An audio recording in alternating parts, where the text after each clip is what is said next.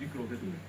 बोले, चूहे, तू मेरी फसल बर्बाद करेगा, मैं तेरी बिल को आग लगा के तुम सबको भस्म कर दूंगा। ये सुन के चूहे की इज्जत को ठेस पहुंच गई।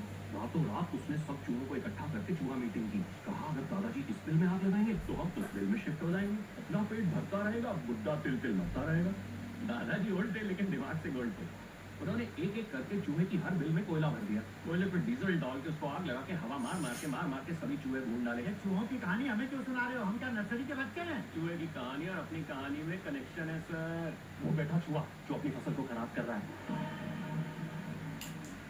और तुम सब वो चूहा मीटिंग वाले चूहे हो।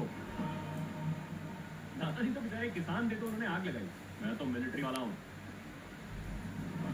मैं बॉम्ब लगाऊंगा। अरे डरो मत, ये टाइम बॉम्ब है।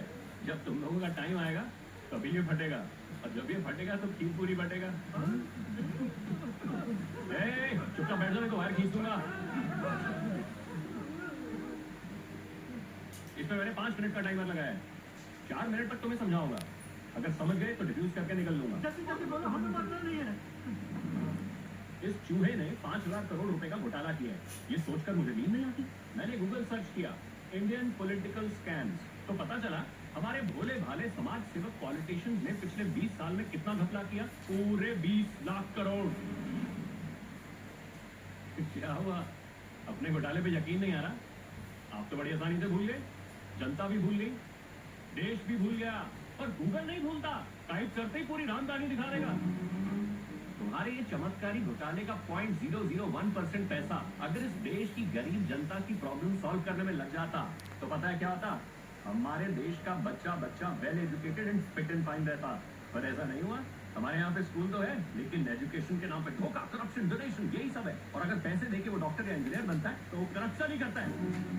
और जब देखो एक ही रोना लगा रहता है कि हमारी देश की आधे से ज्यादा जनता टैक्स नहीं देती, लेकिन देश का हर नागरिक टैक्स देता है। क्योंकि जब वो दुकान में जरूरत का सामान खरीदने जाता है तो आटा, दाल, चावल, तेल, हर चीज पे भर भर के टैक्स लगा होता है, तो वो टैक्स कैसे नहीं देता है?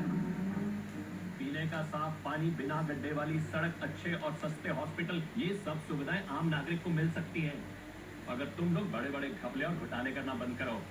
सही कहा ना? पहले तुम लोगों ने हवा उड़ा दी कि हर नागरिक के पास आधार कार्ड होना चाहिए, फिर उसे बैंक अकाउंट से लिंक करवा दिया जिससे पता चले कौन कितना कमा रहा है, कितना खर्च कर रहा है, कौन सा देश घूम रहा है। सारी काली कमाई वालों पे तुम कंट्रोल कर सको। एसी के कमरों में बैठ के हमारी मेहनत वाली कमाई पे काली नजर डाल रहे हो और फिर कहते हो फाइनेंशियल ट्रांसपेरेंसी। गरीब का माल अपनी जेब में डाल। देश के दीमक हो तुम। जनता जब टैक्स के रूप में